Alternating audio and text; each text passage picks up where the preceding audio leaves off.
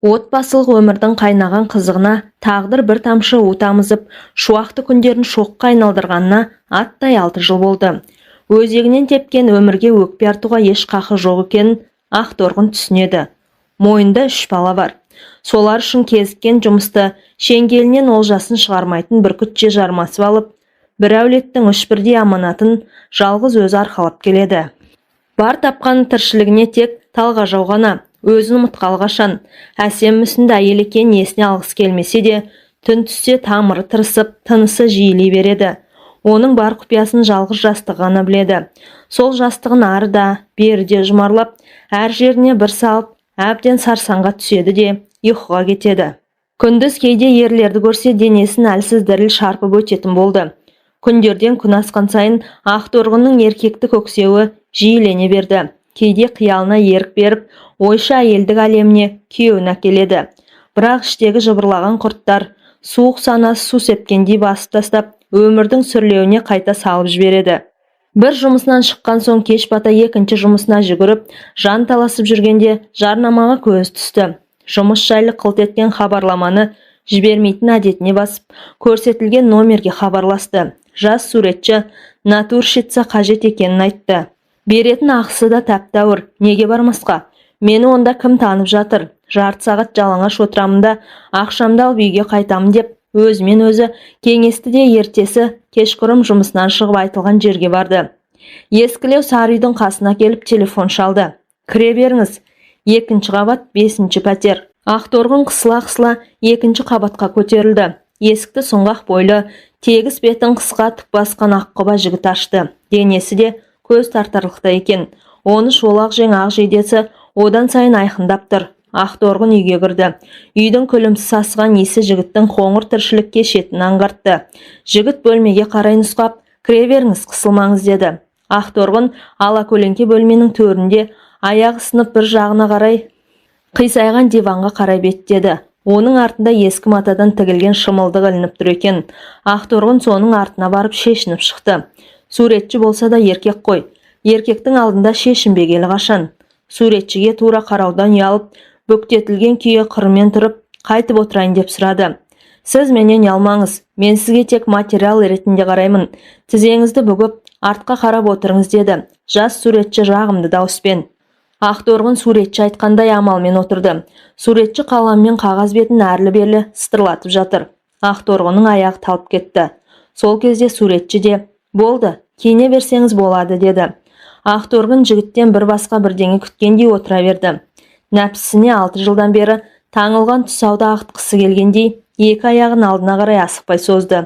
Суретші оның қалауын сезгендей жайлап жақындады. Шашын сипап қолын иығына салды. Ақторғын ер адамның иісін аңсап жүргенін жасыра алмай, көзін жұмып шалқайыңқырады. Суретші жігіт 2 түймемен ғана ілініп тұрған жейдесін үстінен жұлып алып лақтыра салды да, Ақторғынның мойнын ыстық жалынмен сүйе бастады. Ақторғын суретшінің жауырынын сипалай берді. Бейтаныс жігіт Ақторғынды қарулы қолмен өзіне қарай бұрып алып, қапсағай денесімен құшағына қысып балқытып жатыр. Жігіттің ыстық лебі Ақторғынды елтіп, әсер емеуріне тартып әкетті. Суретші Ақторғынды ыстық күрең шайды еріген тәтті балдай әбден жіпсітті. Тіршіліктің темір қазығы тәніне енгенде Ақторғын өмірден тоя тала бастады. Көзін жауын алар, қосанарының делдеген екі ұшына қызған темірдей тілін тигізген сәтте көптен кезенес кеуіп қалған Ақторғынның тамырына тоқ жүгіргендей бойы дірілдеп, ақ деп талқысып кетті. Жігіт те дене жүрісін баяулатып барып, артына қарай сұлқ түсті. Екеуі біраз үнсіз жатты. Ақторғын сол жерде жатқан ескілеу сүлгіге оранып алып, жуынуға кетті. Суретші есін жия алмай, есеңгіреп жатыр. Келіншек тез киініп сыртқа шығып, көлеңке боп жабысқан өз күнәсінен өз қашқандай, қайта-қайта артына жалтақтай қарап, ширақ басып күрмеуі көп, күйбең тіршіліктің күймесіне қайта кіріп кетті. Таңертең ғана күн ашық сияқты еді. Алатаудың иығына қалықтап кеп бір шөкім ақ мақта бұлт қонды да, түтіліп созыла берген. Алматының алаңсыз жұрты аяқты алшаң тастап жұмыс орындарына жеткенше шулы қаланың үстінен ақ нөсер жүгіріп өтті. Көшенің шаңын басып, ыстығын қайтаратын болды дескен аптапқа қақталған қала тұрғындары. Енді міне, тізеден көтерілген көл дарияны кешіп үйлеріне жетуге зар болып тұр.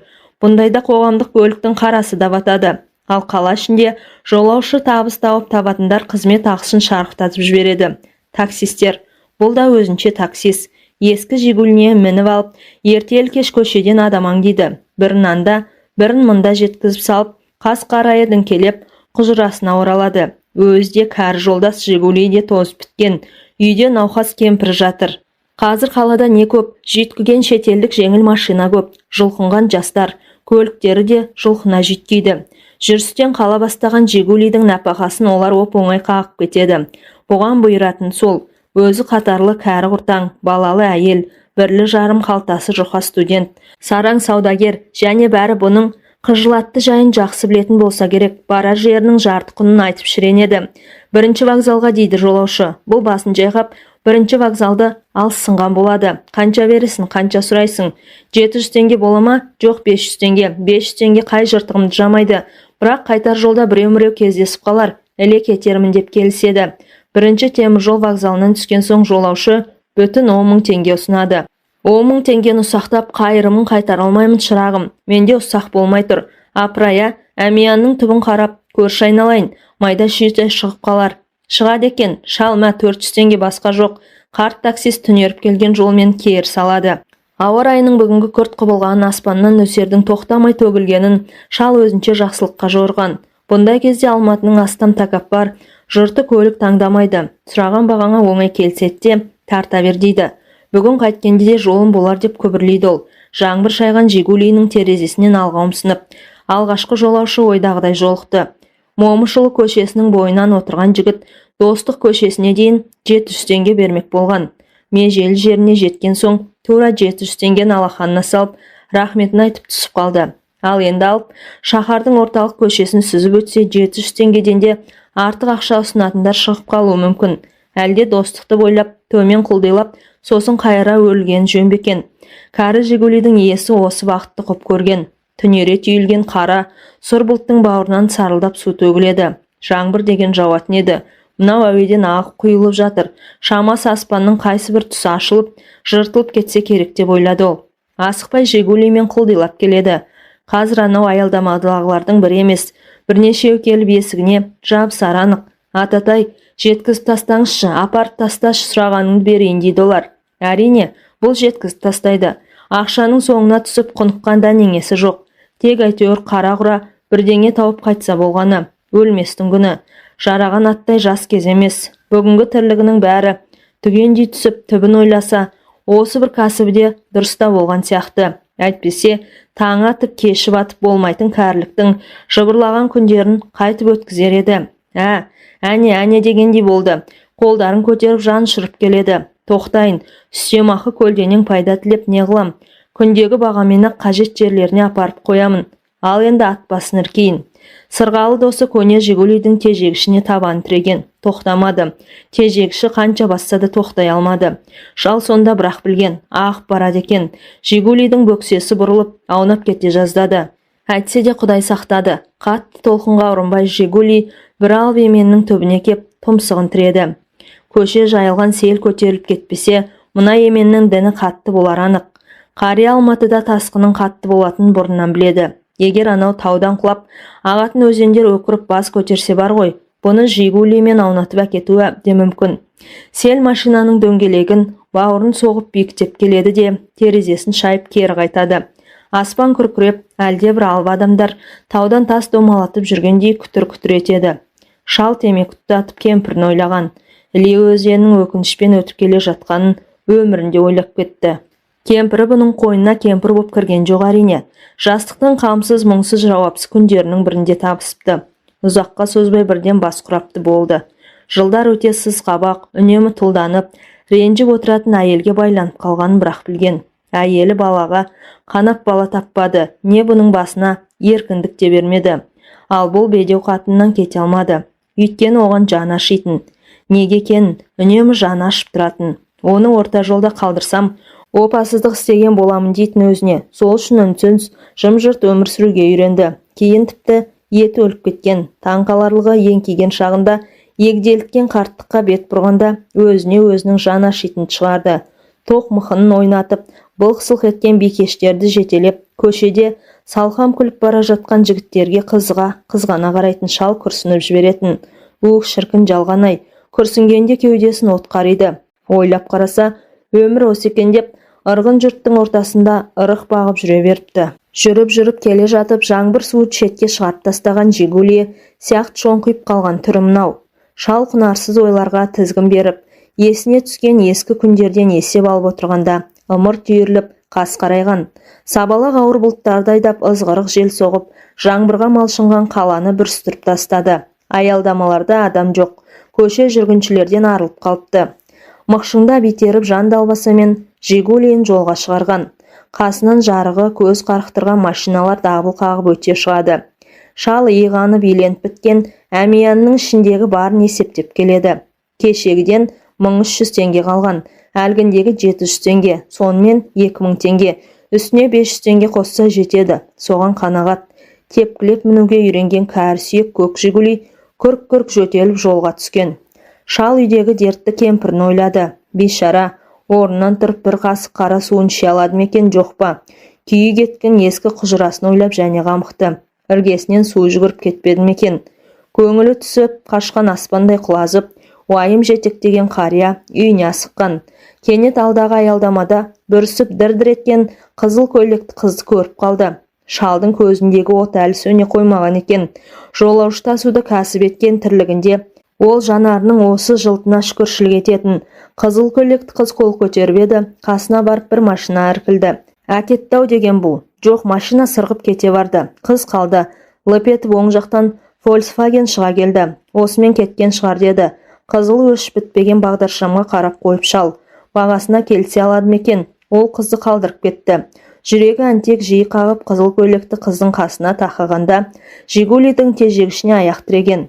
Жаңбырға міленіп әбден тоңдау байқыс. Сайына домостроительная деді қыз, аузы икемге әрең келіп. Отыра ғой.